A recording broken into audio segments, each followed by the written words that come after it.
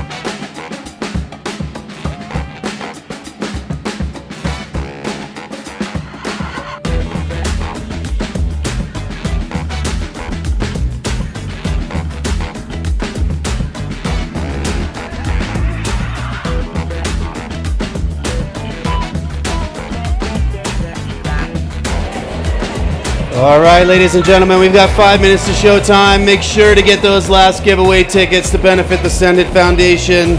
Head over to the Blizzard table to copy. Make sure you buy a copy of Leader of the Pack, the Hillary Nelson story. It's an awesome book with all proceeds benefiting her scholarship fund. Get your beverage, take your seat. We're going to be starting here in just a few minutes for an unprecedented show with the Morrison brothers.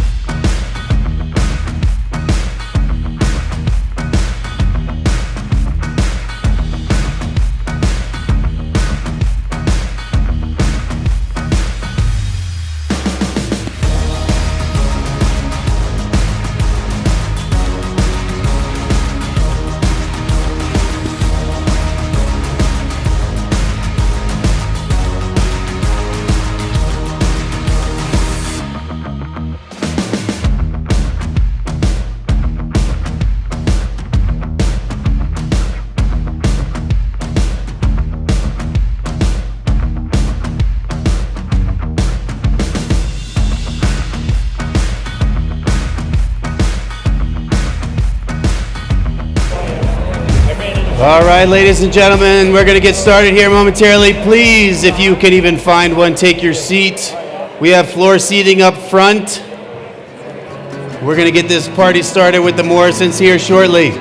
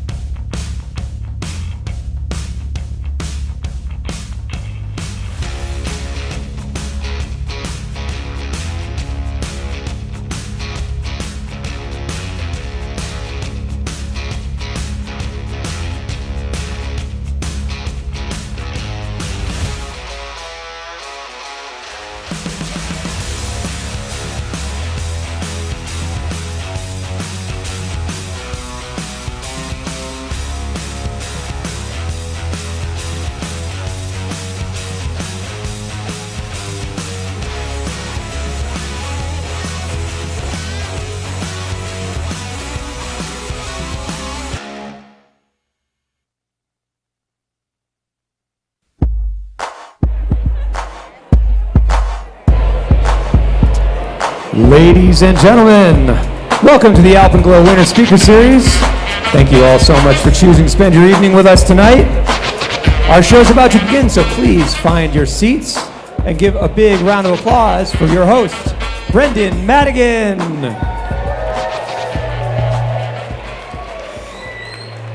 All right, how's everybody feeling? Holy hell, let's try that again. How's everyone feeling? All right. My name is Brendan Madigan. I'd like to cordially welcome you to the second show of our 18th annual Alpenglow Winter Speaker Series presented by Tahoe Mountain Realty. Now let me hear it if you're excited for not just one Morrison brother, but two. Right? Our presenting sponsor, can you guys hear me in the back? Give me a raise of hands, can you hear me in the back? Sweet. Our presenting sponsor is once again our friends at Tahoe Mountain Realty. These folks, yeah, let's give it up for them. They're vested in the health of our community and love the power of adventure storytelling. So, to honor them, we have 4 of their agents planted as moles in the crowd with over 50 North Face beanies to throw out. So let's go ahead and stand up, guys. And if you want a hat, you got to give it up for them. Look, here's a homie up front.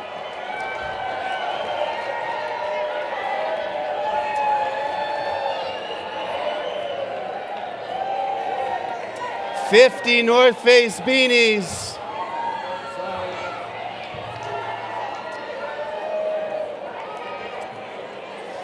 All right, guys, so we're still throwing.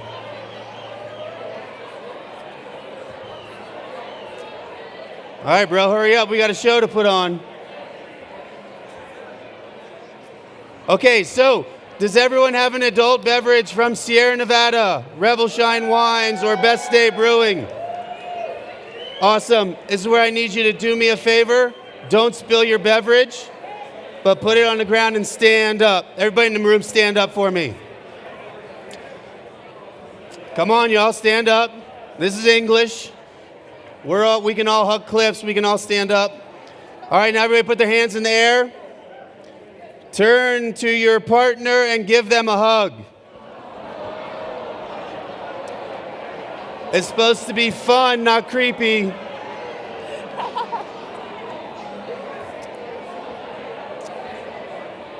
All right, now don't spill your beverage, but sit back down.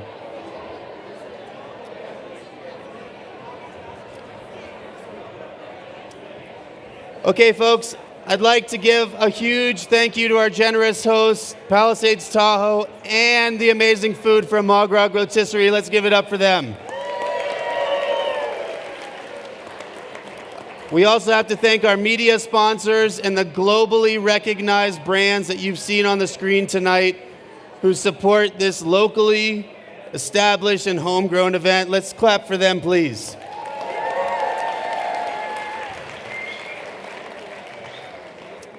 Okay, so now is where I need you to grab your neighbor. If they're talking, just be like, grab them. Shh. Their mom would be disappointed if they were still talking, right? Okay, so does everyone know that going into year 18 of this program, our mountain community, whether in the room tonight, all you amazing people, and a dog apparently, and our global audience tuning in from our live stream offering has raised now over $1.6 million for local nonprofits. This year, at every show, we expect to raise over $75,000, so let's clap for us. Everyone likes a little self-congratulatory. And for those of you who might not be familiar with the speaker series, thank you for coming. We're psyched to have you in the family. Here's your quick hitters. 5 shows a season. 5 amazing athletes. If you count Jim and John, that's 6. 5 fantastic nonprofit organization beneficiaries. In-person and online viewing options. 2 giveaways per show. 1 in person, 1 online. And tonight, over $21,000 of gear to give away. But as you could guess, we couldn't just get everyone in the room by ourselves. So we got to thank some local sponsors who give up their hard-earned dollars to support us gathering as a mountain culture. Brad Altman and Hani from Evolve Design Works, they are huge supporters. Let's clap for them. Let's really clap for them. Come on. All right. An awesome West Shore company, Launchpad Software and Consulting. Let's clap for them, please.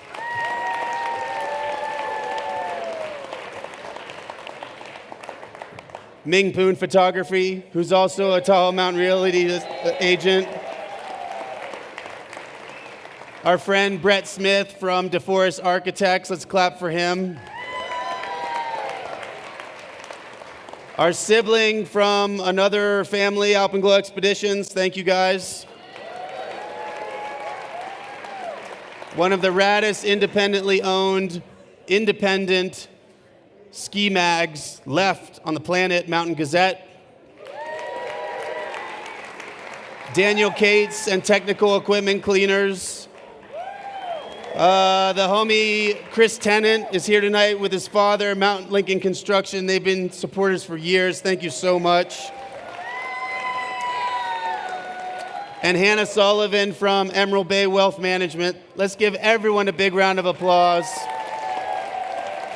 including all of Jim and John's sponsors. We've got Jason Telford from Patagonia here, Andy Miller from Technica Blizzard. All these guys have kicked in, and gals have kicked in so much product, so let's give them a big round of applause. And of course, not to forget the North Face, Jim's sponsor and ardent supporter of this series for years. So, yes, thank you. With that, I'd like to introduce everyone to the amazing Caroline Scow from tonight's beneficiary, the Send It Foundation. And you guys get to hear what amazing work they're doing in our community and how you're supporting them.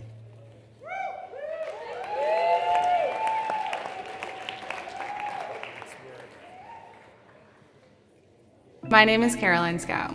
On behalf of our team at the Send It Foundation, we're thrilled to be here this evening. Thank you to Brendan and everyone at Alpenglow, the donor party, and to all of you for joining tonight. Send It is an expression that inspires positivity, enthusiasm, pushing boundaries, and living life to the fullest. Born from the adventure sports community, Send It is what we say to encourage each other to go for it, go big, give it your all. The Send It Foundation was founded by longtime Truckee local and my older brother, Jamie Scow, when he was diagnosed with cancer at the age of 33. At 6'8", Jamie was larger than life, a familiar smiling face in this small mountain community. Upon his diagnosis, the expression Send It took on a whole new meaning for him. For Jamie, someday became today, and with every break in treatment, he skied and biked and paddled and just generally sent it. It was the pursuit of these adventures that brought him joy and strength through his illness, and really made him feel alive when so much of his life had been compromised. His time in the outdoors became the light at the end of the tunnel while he was in treatment, and gave him a source of strength to head into the next round.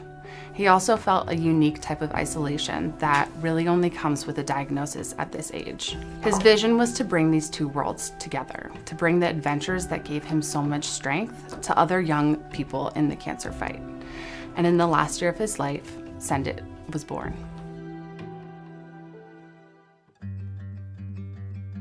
Send It provides outdoor adventures for young adult cancer fighters and survivors.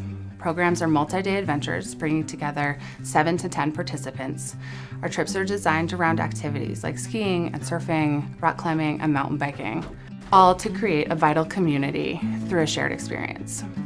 As young adults in their 20s and 30s, cancer patients this age are caught between the worlds of pediatric and adult oncology.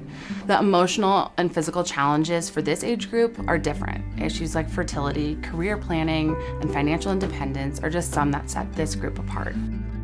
Cancer strips the ability to do so much, and Send It is about giving that back. The outdoors provides a place for participants to push their personal limits and connect with themselves and their bodies in a new way. It's through these challenges that we discover our personal power and the strength and courage that lies within all of us. In September of 2015, we ran the first Send It Adventure, a weekend of mountain biking and kayaking here in Lake Tahoe. Since then, we're proud to have completed 65 adventures, serving over 400 cancer patients and survivors from across the U.S. At Send It, we fundraise throughout the year to provide these programs free of charge for our participants. All lodging, travel, meals, gear, and instruction are included and made possible by our amazing community of donors, local partners, and volunteers. The overwhelming need for programs serving this population has become abundantly clear. With each program that we run comes an influx of applications, and our waitlist exceeds 700 patients nationwide. As we look ahead, it's our charge and our opportunity to amplify the Send It impact, to touch as many lives on that growing waitlist as possible. Send It started with Jamie's vision, and his spirit is so very much alive in everything that we do. But Send It has evolved as he anticipated and hoped that it would. With every person who has had a hand in building it, who has come on a trip, led a trip, supported a trip from afar, and participated in creating these experiences. We may not have the scientific answers to increase survival rates and prolong the time after a diagnosis, but what we can do is create an experience that brings life, fun, and positivity to each day, to give a young adult an adventure, a connection, and an experience of feeling alive, as a reminder that each day is a gift and to always send it. Check us out at senditfoundation.org, make a donation, spread the word, or get involved. It all makes a difference when we send it together, because nobody fights cancer alone.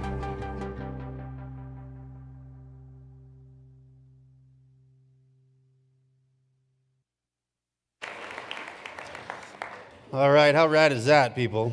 Come on, let's give it up one more time for the Send It Foundation. I also, in poor form, forgot to thank my homie Barrett from Black Crows. Thank you, Barrett, for your support.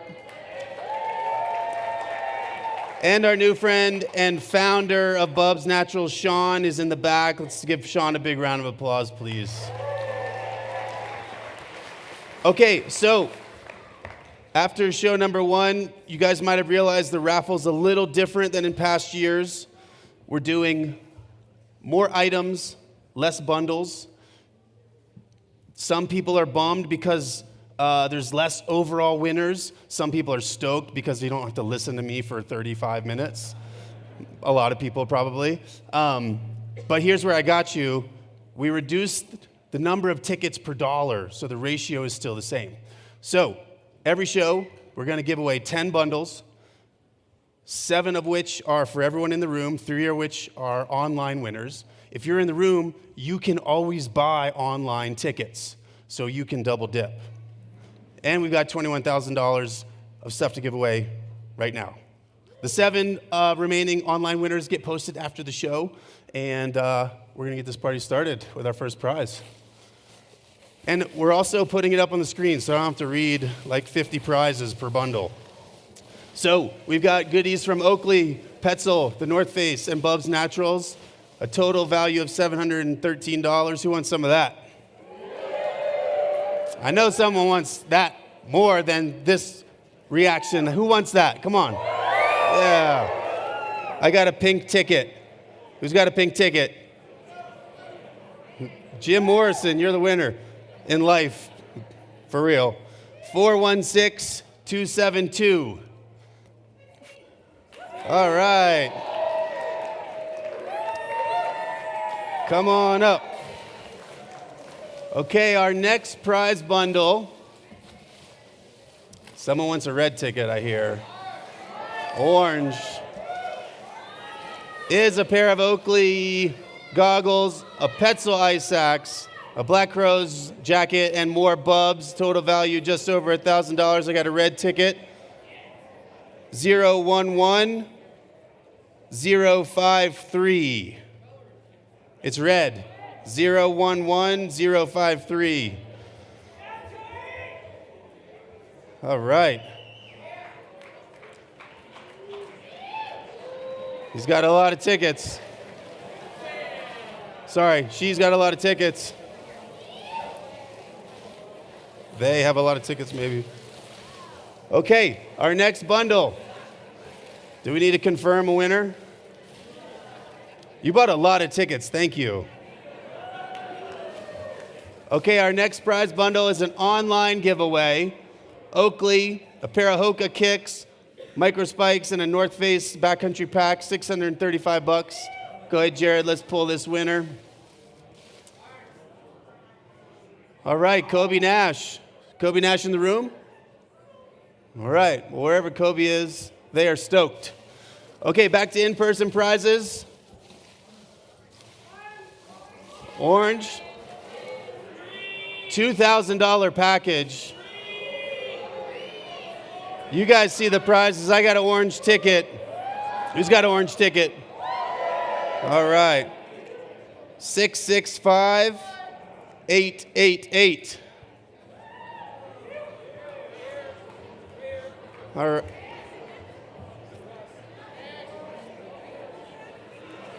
All right, we have dueling winners.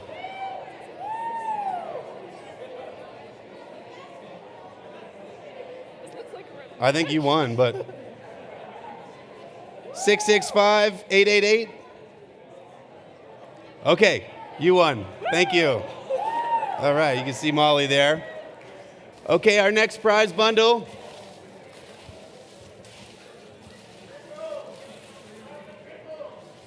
All right, Peter, we got that next bundle there, prize 4. Let's go the other way. Is that right? Okay, I think this is labeled incorrectly, but this is the right set of prizes. A pair of Peak skis, Oakley goggles, more goodness, $1,600. Let's pull our online winner. Kiki Campbell, all right, congrats, Kiki. Okay, and you guys realize these are going up in monetary value. So let's see our next package there. What color ticket you guys want?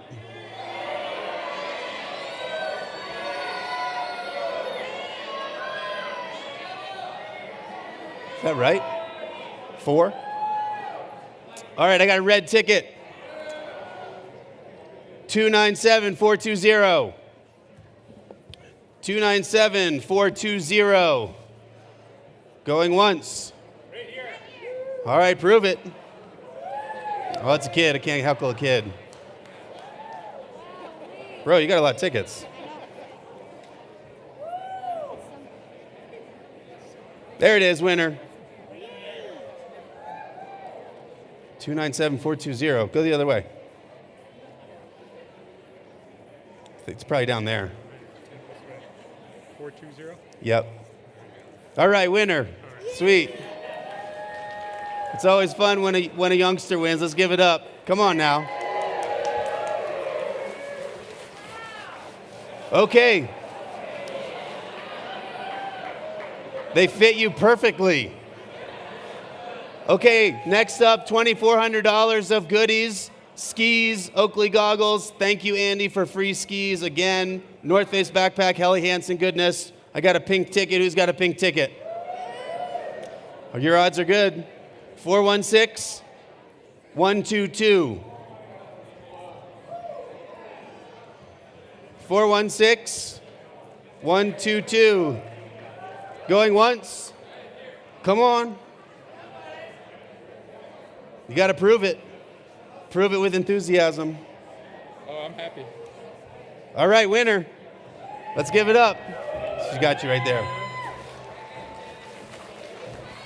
Okay, next up, we've got our last and biggest online giveaway, $1,687. Let's pull that winner, Jared. Catherine Wilson. Is Catherine Wilson here? Is that you? All right, sweet. Come on up. Oh, wait, sit back down. We don't have your prizes. Sorry, psych. Come see Molly after the show. Okay, next up, $3,000. A day pass to Palisades, Oakley, Black Crows, backcountry poles, and a pair of backcountry skis, and a $1,500 Patagonia shopping spree. Thank you, Jason Telford. What color y'all want? Huh? I got red. There's a lot of reds in here, I'm saying. 011 077 011. Whoa, double winner? Check that ticket. Double winner. I told you had a lot of tickets though, for real.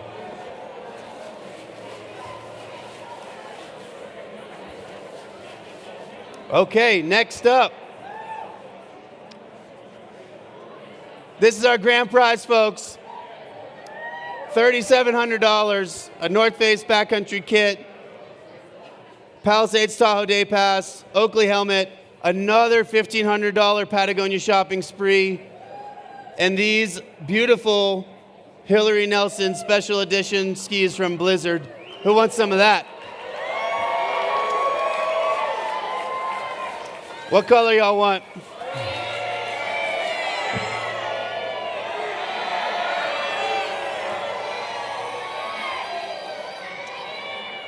I got blue. 930 7 4 2 930 742 grand prize winner, $3,700 worth of gear. Going once. Going twice. Come on now, hurry up. You're at the deadline. 930 742. All right, let's give it up for our grand prize winner. Damn, with that many tickets, that is really good luck. All right. All right, thanks everyone. So at this time, Jim and John Morrison, our mildly overachieving athletes for the evening, need no introduction. These brothers have inspired generations of people. They've inspired me. I know they've inspired everyone in this room. Look at this turnout. Let's give it up for the one and the onlys, Jim and John Morrison.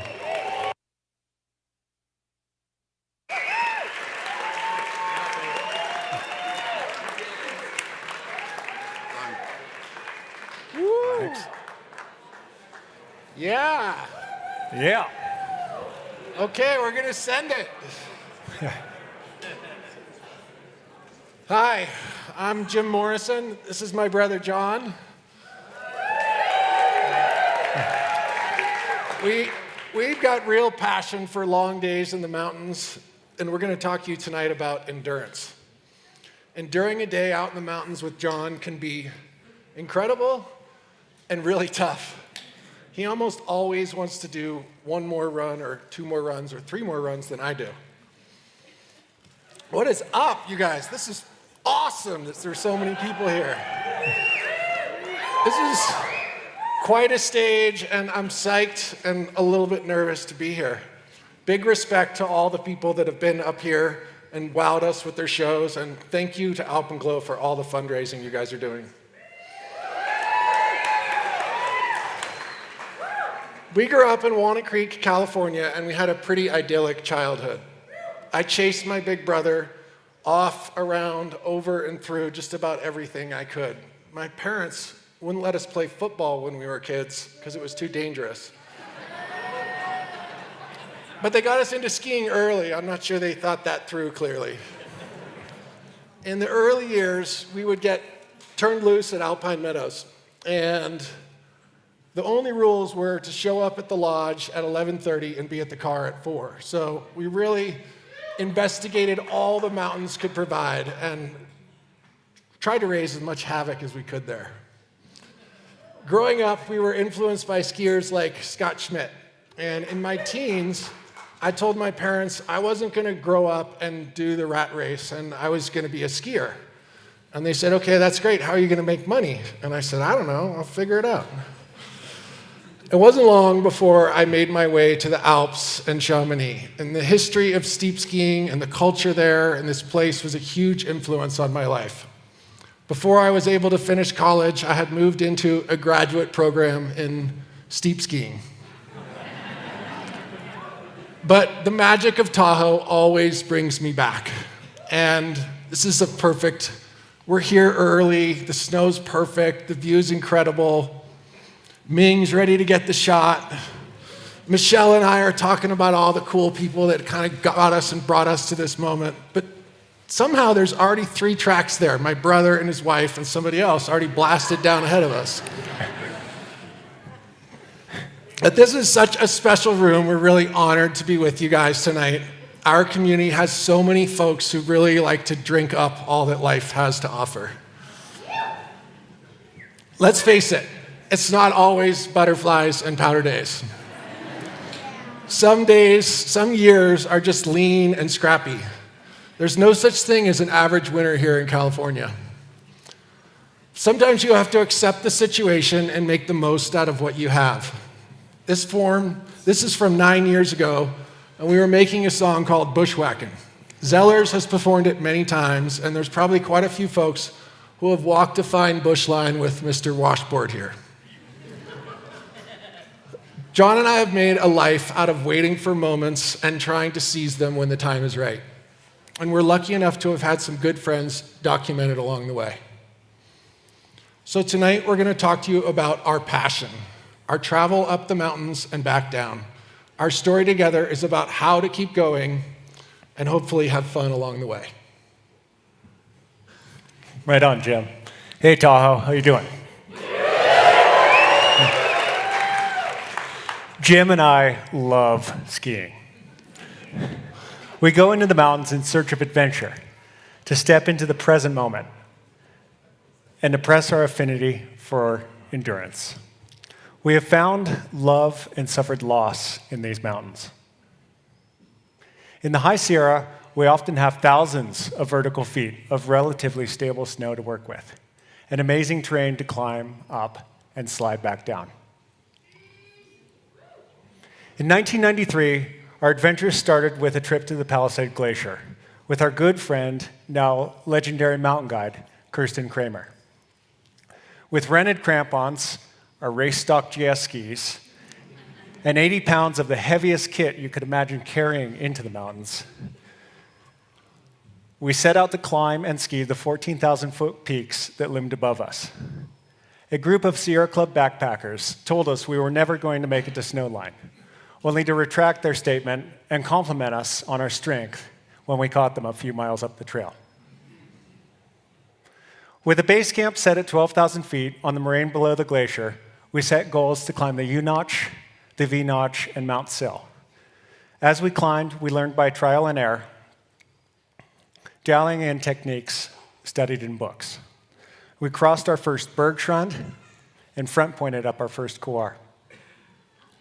On day 4, at the rim of the glacier, we were greeted by skiing icon of North Face film fame, Mike Hattrup, who complimented us on our descent of the V-Notch. We were stoked. Fast forward 1 year to the slopes of Mount Shasta, with long skis and short shorts. We climbed slow and missed the window for ideal skiing conditions. I knew there was a better way. Enter Glenn Polson, my landlord at the time and known connoisseur of all things snow.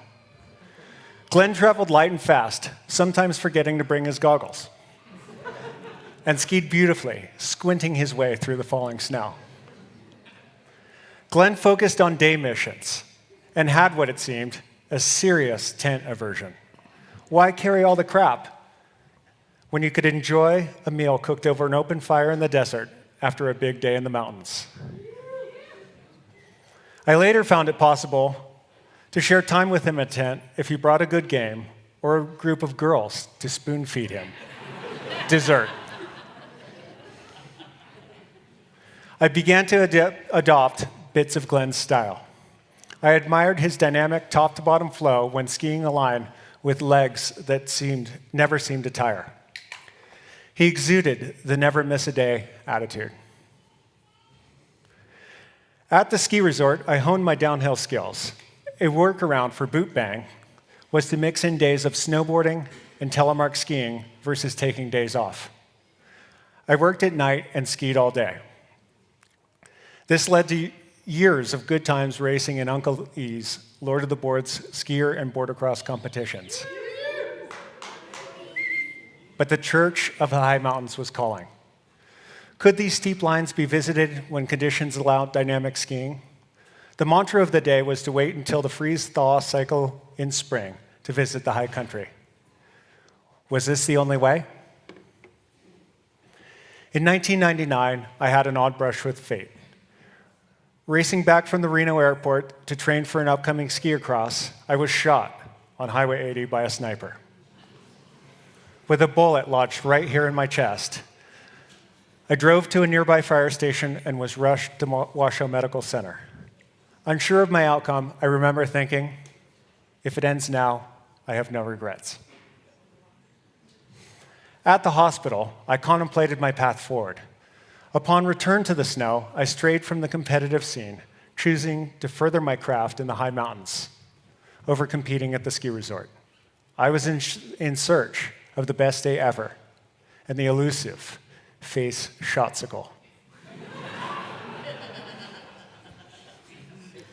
My quest for adventure drew me into the church of the 7-day recreationalists. This unofficial church of the mountain tribe requires nothing more than a passion for day in and day out adventure. There are no rules, no doctrines, only stoke. And plenty of it. Pushing my endurance, I formed connections with many a hooligan. Pictured here are some of the unsung heroes of our sport. The elusive Mark Shelp in the High Sierra, and the fun-loving Matt Queso on the Grand Teton. Connections made in the mountains run deep. We endure together and form lifelong friendships and forever partnerships. I have to give my family some credit for enduring. I tend to plan pretty big days in the mountains. Ugh. And I am very thankful to have them in my life. Thanks, Jess. Thanks, Dakota. Thanks, Kai. They deserve another round of applause, those three. Some words about this character. I met Christian Bondella in 1991, an up-and-coming hardman who skied quite well and often carried a camera into the backcountry. With relentless strength, he broke trail for all but the fittest athletes, quickly set up for the shot, never interrupting the flow. He captured moments from each day in a way no other could. We built our endurance while making the most of every day. We aimed at the best snow we could find, carefully paying attention to the weather systems as they rolled into the range, and chose our trailheads accordingly. We sometimes climbed our lines to assess conditions at the cruxes, but favored climbing alternate routes and skiing our objectives top down. We realized peaks could be skied in better style when we followed the weather and chose our lines based on conditions of the day versus following a checklist of goals. We both have really similar tastes, but slightly different paths in life. And early in my 20s, I made my way over to France to try to be a professional ski bum. Then at a young age of 25, I got married, and my family really became my primary focus. Skiing took a backseat to building a business. John and I are both home builders. I've always had a serious desire to be a skier, but along the way, I got sidetracked with business. Building this business became a real passion and has given us the ability to have a unique lifestyle and ski quite a lot. In those years, I found time to still go on trips like this one to Russia in the pursuit of the elusive, perfect powder day. I still sought out big days and big descents, and I had time to occasionally take a trip to Chamonix, but I wasn't always out on a daily pursuit. Here at home, I was building the miracles, Hannah and Wyatt, with my wife Katie, and it really transformed my life. Ski trips turned into mad dashes to epic locations, and the rest of my time was focused on them. In March of 2011, I took my 5- and 6-year-old skiing, and we were jumping off little miniature cliffs every day we could. These photos are from the day before my wife left on a trip with them. I'd really realized this dreamy life. These two perfect angels helped me slow down and appreciate all the little moments. And then it all came crashing down. One day while I was skiing KT, I hit a piece of ice, skiing in the fingers. I hurt my ankle. I raced to my car on one ski. I called my wife and I looked for her guidance and her support, but she didn't answer. My family had been flying from Long Beach to Henderson, Nevada, and that morning the plane crashed. In an instant, I started my lifelong journey down the path of enduring and resilience. I called on my community, this community here, and they helped lift me up. I found moments like this one where I learned to smile again. My brother coaxed me into the mountains, hoping they would provide me some peace. He's pretty fast, and he would be in front, moving up, and everyone else would be behind. And chasing John up the mountain, I was climbing really hard. I found myself crying while I was exercising, which was a really new paradigm for me. And it started a process that really kind of helped me love endurance. A year later, John, Davenport, and Pondella asked me to go on an adventure in Alaska. I wasn't sure I could handle it. Keeping myself together and not falling down in a puddle of tears was my goal for the day. And a few months before this trip, walking over the crack in the asphalt at the top of my driveway was like a huge accomplishment for me. Now here I am in the wilderness. And then this. We climbed this couloir, and it was so steep at the top that we could barely climb it. The light wasn't perfect, so we built some anxiety waiting for Christian to get just the right shot, and we were hopeful the sun would peek through the clouds. I wasn't sure I could ski, and I was afraid of what lied ahead of me. But I started sliding, and I relished the feeling of skiing the steepest and best snow I'd ever had in my life.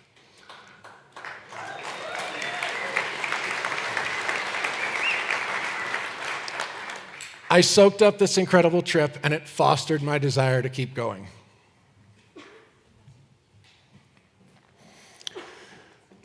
A month after losing Katie, Wyatt, and Hannah, we lost our dear friends, Kip and Allison.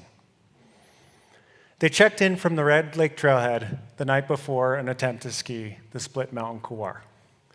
The expected late afternoon call the next day never came. Glenn and I mobilized a crew to climb into the mountains in the hopes to find our friends with an injury that had kept them from returning to the car. Tragically, they had perished. After planning back-to-back memorials in our home, the first for family, the second for friends, I felt the need to experience the quietness of the mountains again. I chose to venture deeper into the mountains to seek quiet and the present moment to process the loss. With my head held high, I climbed hard and let things go on the way back down. I built strength emotionally and hoped that Jim would have similar luck finding peace in the quietness of the hills. The next spring, Christian and I convinced Jim to join us on the trip to the Alaska Range for a fly-in base camp mission. Waiting in Talkeetna for the weather to allow a flight into the mountains, we crafted a plan with nervous anticipation. What would we find? Would the ice in the zone be exposed or covered? Would the snowpack be stable? Did we have enough food? Did anyone bring whiskey? We chose a zone at a lower elevation with a grand view of Denali. Our hopes of finding the proper density of snow to create ideal skiing conditions were realized. We had plenty of food and nothing to do but eat, sleep, and ski. Short approaches and big lines with favorable snowpack allowed for fantastic skiing above camp and the healing we were looking for. With our first class accommodation just down the glacier, naps and quesadillas between runs were possible. We marveled in the moment, lapping line after line above camp, psyched that we had found what we had come for. Winters passed. Jim regained his feet and was pushing hard. Weather-wise, a dream forecast here in the Sierra was making for an excellent day, or was making a weather forecast was in the works to provide an excellent day on the Mount Williamson Giant Steps Couloir. I called Jim and asked him to join me. A quick snow check at a similar elevation, some drainages north, confirmed the snow had landed as forecast. The snow was stable, with a beautiful gradient density that made travel easy and skiing dreamy. For me, this was Giant Steps round 2. We had skied the line before in good but not great condition. I was excited to go back. I expected better snow up high and challenge down low. Our peaks here in the Sierra offer up to 9,000 vertical feet of relief. When snow is good low, it often blows away up high. When it is really good up high, creeks are often showing, and there's bushwhacking down low, making travel difficult. Years of knowledge paid off on this day, and I had my brother with me. The skiing up high was excellent, and the ski back to the desert built character. The beers at the truck tasted great. In 2013, I finally got a chance to go to these mountains, the Himalayas. I'd heard stories about them and read about these mountains my whole life, and I was really stoked. I climbed Ama de Blanc with Adrian and my friends Greg and Neil, and the culture of this place really brought me in. I didn't have skis on my back, but I loved suffering in these beautiful mountains. It was here that I really began the transformative process of being present in big mountains. My grief and past seemed to fall behind as I focused on the task of putting one foot in front of the other. And my friend Greg got me into real sufferfests like Ironman. Here I am training for this in Tennessee, wearing a white tank top, and the days spent learning to swim, riding countless hours on a bike, and then going for a brick run afterwards really helped refine my affinity with endurance.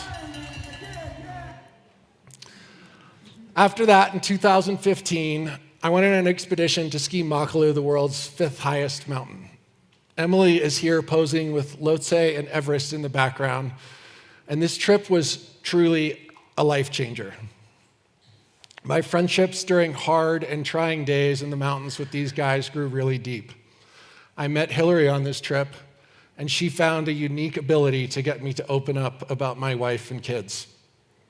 We'd lived parallel lives competing in contests in the 90s and skiing in Kamchatka and chasing a very similar passion, but we'd never met until 2015. After we turned around short of the summit, below 8,000 meters, we skied down with packs like we had in the early days in the Palisade Glacier. The hypoxia, the funky snow, and the crushing weight of the pack made me wonder, why are we doing this? But the following year, we were here in the Sierras, and on this day, Hillary saw all that California skiing could offer. We skied amazing snow and comfortable weather and had incredible company. People from other places, they like to call it Sierra cement. But Glenn and my brother taught me that if you endure the hard days, you'll be in the right shape physically and mentally for the big moments. Life has taught me to accept the lows and relish those awful bushwhacks so that these days taste even more sweet. Here, back in my home range with this girl who pushes and supports me, I think this day felt like 110 degrees in Delhi. Our relationship was one of constant jousting and full of laughter. Hillary and I ventured into our dreams and made it to places like India. Pictured here is our high camp on Popsura. And at this point, I think it was the most beautiful ski line I'd ever seen. We had quite an adventure climbing this face on the front points of our crampons, and it was for sure the gnarliest ski run I've ever done. After waiting for hours on the summit for the clouds to clear, we decided to descend into the dark. And when we got done, we relished the fact that we'd survived everything that the mountain had thrown at us that day. 6 years after losing my family, my life had really come full circle. I was chasing the big game of ski mountaineering and building on my relationship with Hillary. In 2018, I went to Mount Everest.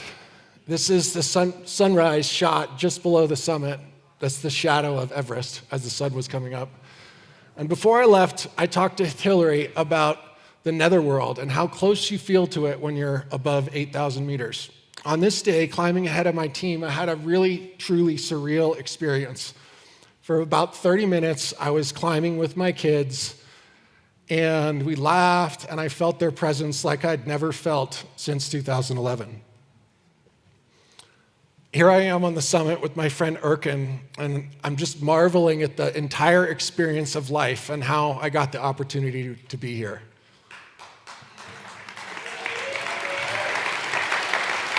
Thank you.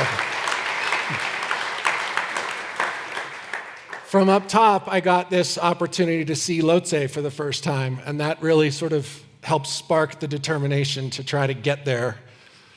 So that fall, we went on another expedition. Together, our persistent approach proved really powerful. We had been on quite a run skiing audacious dream runs together, and we hoped to have a good chance of pulling this one off. The scale of these mountains is just so magical. This is our first view of Everest and Lhotse, and it's just incredible. Wow, look at that thing. God. So I'm not going to tell you the whole story about Lhotse, but the theme became endurance. We were the only team there, and we had a small team, and we just spent days working our way up the mountain, and in the process just refused to give way to anything that was going to turn us around. On the summit at 28,000 feet, we were still clear in the mind enough to be thankful for the snow that we sometimes have and sometimes don't have. And we started our shred down, and it was probably the best ski run of my entire life. The feeling of stepping into your skis in the steep and exposed spot, the anxiety and the excitement. At this point, everything I've been visualizing since we were at Alpine as kids is all part of this very poignant flow state as we're working our way down the mountain. And not only am I realizing this dream of skiing it, I'm doing it with my life partner. We take turns skiing down and ski short sections with like 5-minute breaks in between. And the light and the darkness in this photo really help describe the kind of ethereal feeling of existing in a space like this. Focused and aware of all the risks around us, we descend methodically. And it's steep. I'm glad for all the days I spent training, trying to keep up with John, and I'm thankful for the magic that this day is providing me. And we get down, and we did it. And we pack up all the gear and the trash, and we head home to our families with a deep, gratifying satisfaction. We pulled it off, and damn, it felt so good. And that's the why. That's why we do it. Life sometimes feeds you lemons, and sometimes it gives you the sugar to make lemonade. On the other side of the darkest days are light days, sometimes bright, shining, effervescent light. In the summer of 2018, I went after a different type of expedition, racing my Express 27 sailboat to Hawaii. I was racing double-handed in the Pacific Cup with good friend CJ Ware. Our adventure into the wilderness of the ocean brought us the similar feelings of closeness with our dear Mother Earth that we felt in the mountains. That fall, Jess and I were asked to help some good friends sail their boat from the Med to the Caribbean, an opportunity we jumped at. After the trip, we flew home to the opening day of KT. Great snow here in the valley prompted me to choose Talac as our skiing venue the very next day. Having arrived at the trailhead a bit ahead of our partners, Jess and I rallied up the hill for a quick lap before connecting with Brennan and Ming. On the climb, looking over at one of my favorite lines, the hanging snowfield, I could see it was filled in. Here is a look at a run down that line in prime condition. A quick ski cut below the trees on the upper face leads into turns on the hanger, followed by a sweeping right turn and a run out into the couloir next door. Thanks, Rockwood, for this amazing shot.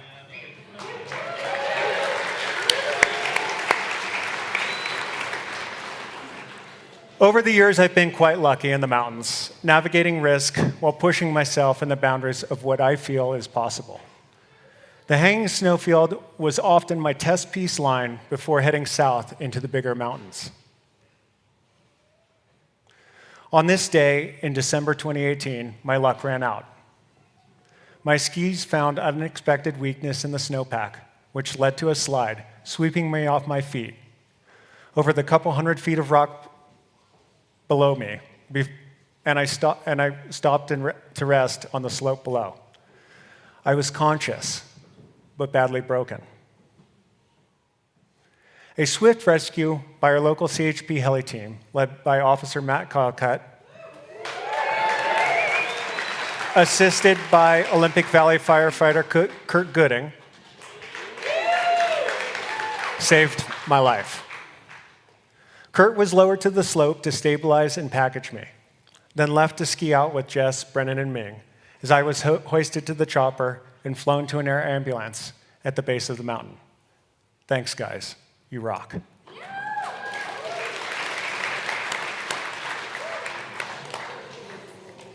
X-rays at the hospital confirmed my injuries.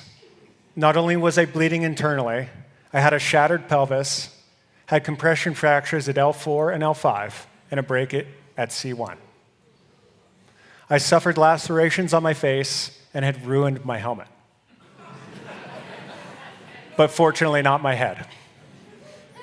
My surgeon was young, swift, and confident in his ability to put things back together. As I lay in bed, I pondered the long path ahead. I was very motivated to get back on my feet, but not yet sure if it was possible. Jim assured me that one positive step at a time and a never give up mentality would get me where I wanted to go. An outpouring of love from the community and many visits from friends prompted my doctor to post a note at the door encouraging my friends let me rest. Before I knew it, I was eating ice cream by the pint and looking forward to the doc allowing me to weight bear. Shortly after being released from the hospital, my doctor gave me the okay to pedal. Rather than pedal indoors on a stationary bike, I ordered a recumbent trike. Strava. There may have been some Strava. Miles of bike path pedaling mixed with hours of physical therapy with Scott Williams. Thanks, Scott. And acupuncture with Bird Lou got me back on my feet. Soon I was back on skis, back on the bike, and stoked. My kids climbed ahead of me on peaks and encouraged me to push with their smiles. Soon I was on summits in the High Sierra. I was back on Jake's, enjoying powder days with Jess.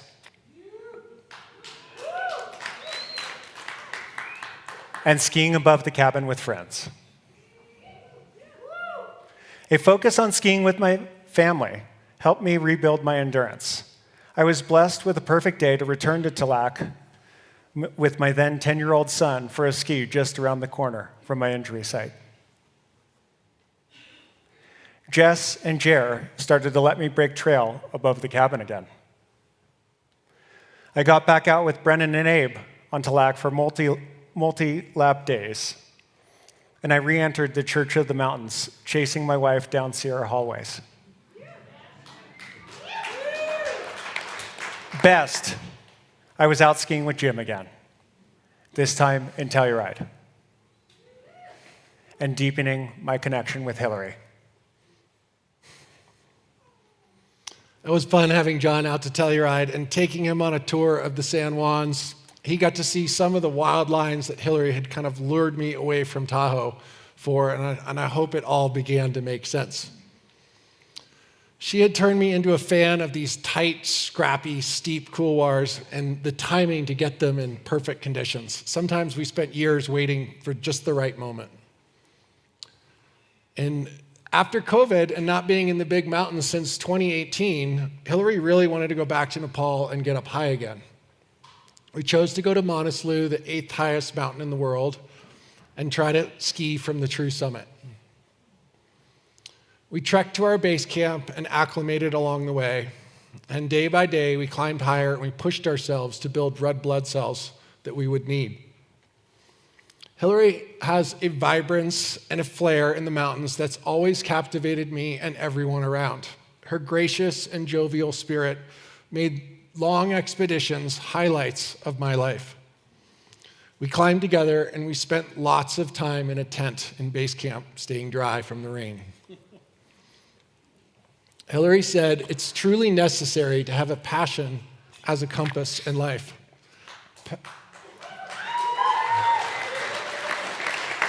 Passion she had.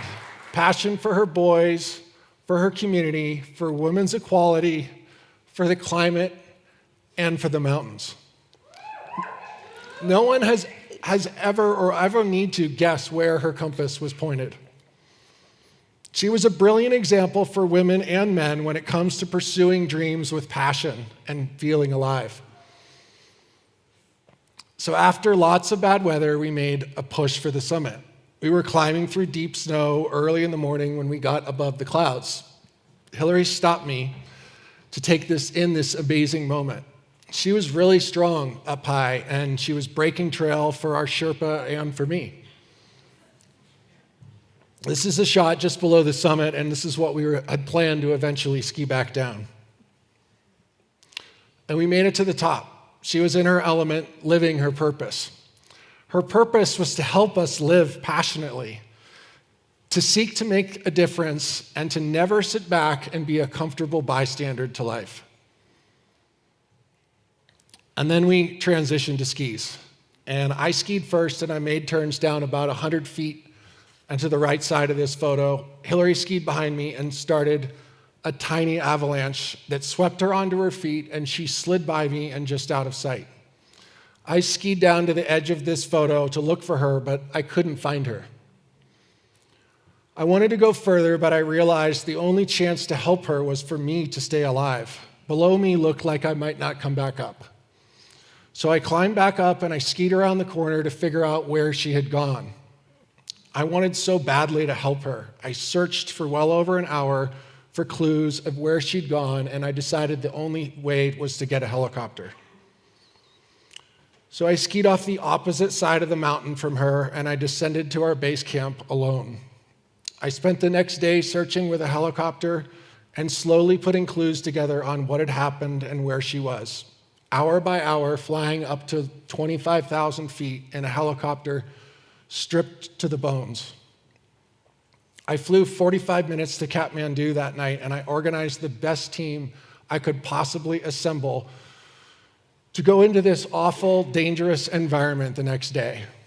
With an incredibly skilled Captain Surendra, we landed at 23,500 feet in a quartering tailwind.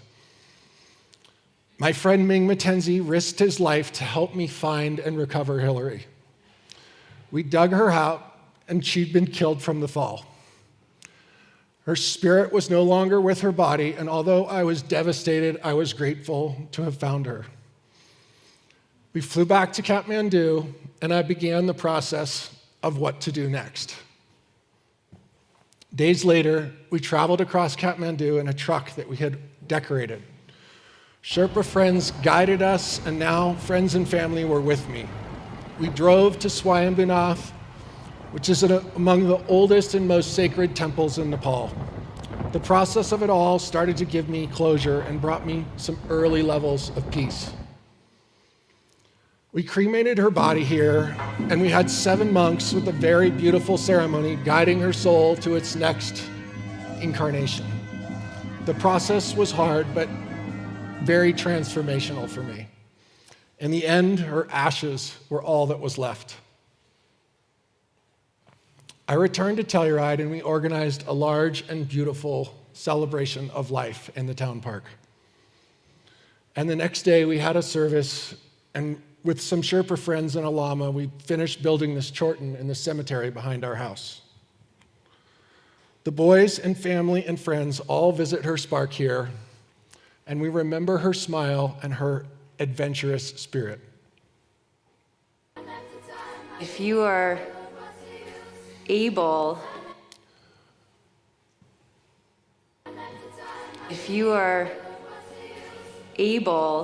in any space, no matter how desperate it is, to take snapshots almost, to just be present and step out of whatever you're in and recognize beauty, recognize something fortunate. Life is an amazing, messy thing, and that creates individuals, I guess.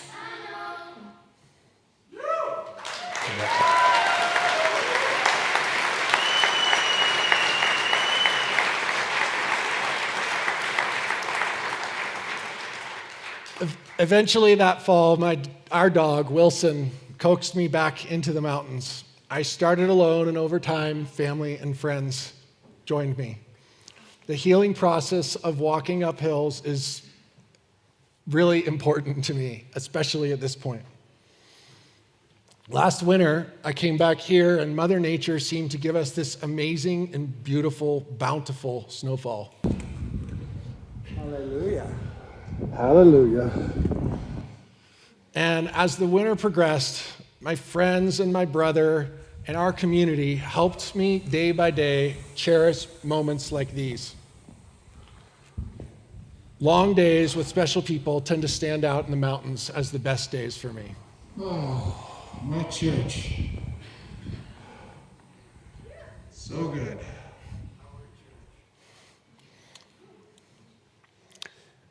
The winter of 23 will forever stand out in my mind.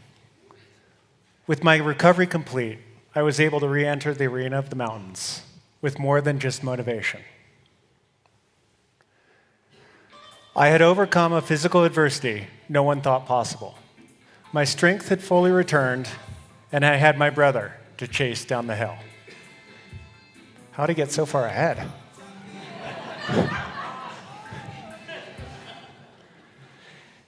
In July, we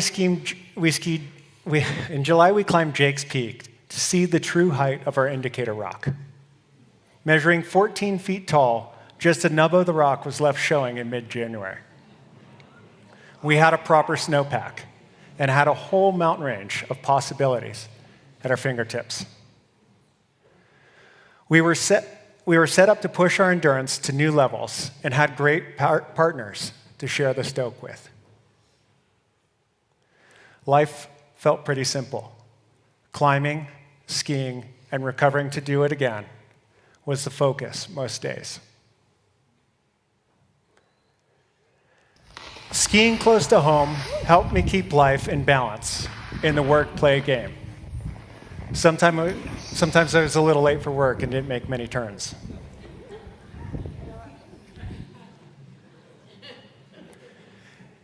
And the east side was stacked, mountaintop, well into the desert. I ventured to Red Slate, with Pondella, Sean Haverstock, and Zach Mills on a splitter day with excellent stability. The day started with a goal to climb a peak closer to the road, but seeing the view of the peak from across the way, I couldn't resist suggesting we adjust our plan. The upper slope looked well covered, and the snow in the couloir soft and creamy. From its summit, Red Slate has a rather dodgy pitch of skiing, followed by endless turns down this beautiful chute. We skied up and down the range, using years of knowledge and scouting to climb and ski lines in ideal conditions. I was off the front again, setting boot pack and skiing amazing lines with my favorite people. Here's Jess at the crux of a line near Taboose Pass. We racked up big days with snow too good to quit. I was beyond psyched to be able. Bouncing back to Tahoe to ski with Jim, I was fired up to see him living strong and smiling. We seemed to be healing.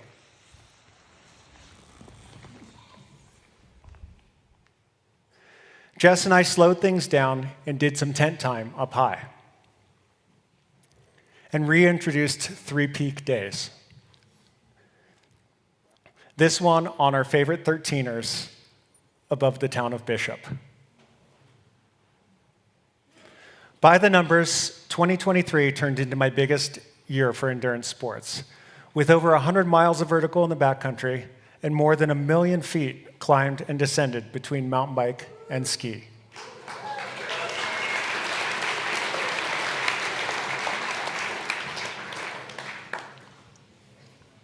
Late last winter, I started to dip my toes back in the water. And with the plan to go to Pakistan and ski in the Karakoram, I found days to get back into some of the couloirs I'd skied with Hillary. She had skied this one, the San Joaquin, with John and Jessica the year before. And this was a breakthrough day for me, so I felt the desire to fully, this is a good word for tonight, send it.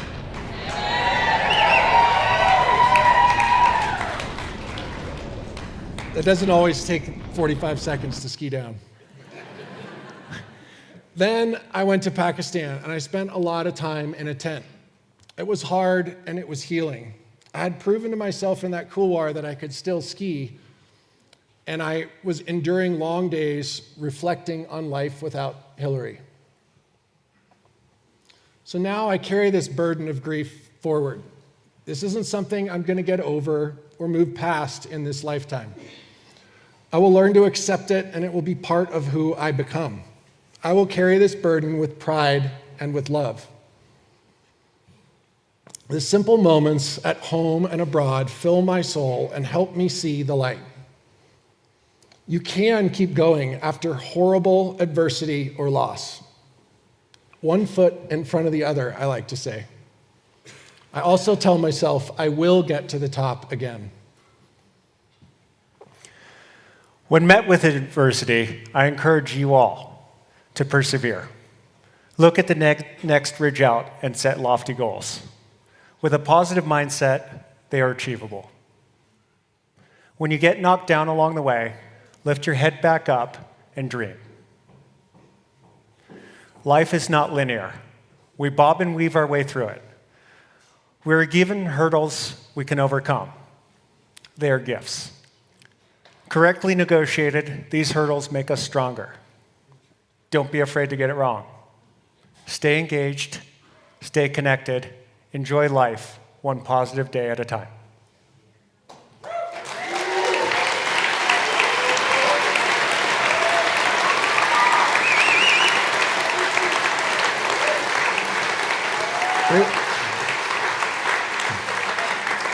We want to thank all of you guys for being here. We want to thank the incredible mountain community here and all around the world for all your support. Thank you to the organizations like Send It and the folks that make them work. And thank you to all of our brothers and sisters here and everywhere. I'm going to finish with this quote. Revere what is in front of us. Hope for nothing. Delight in what comes up. have faith in poetry, be content with the world, fight for it to remain. Thank you. Thanks, Jim.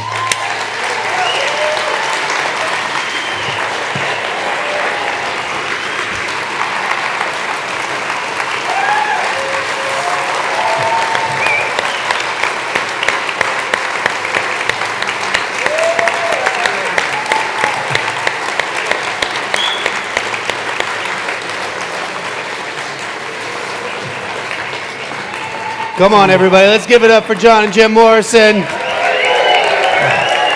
Thanks, guys. Legendary.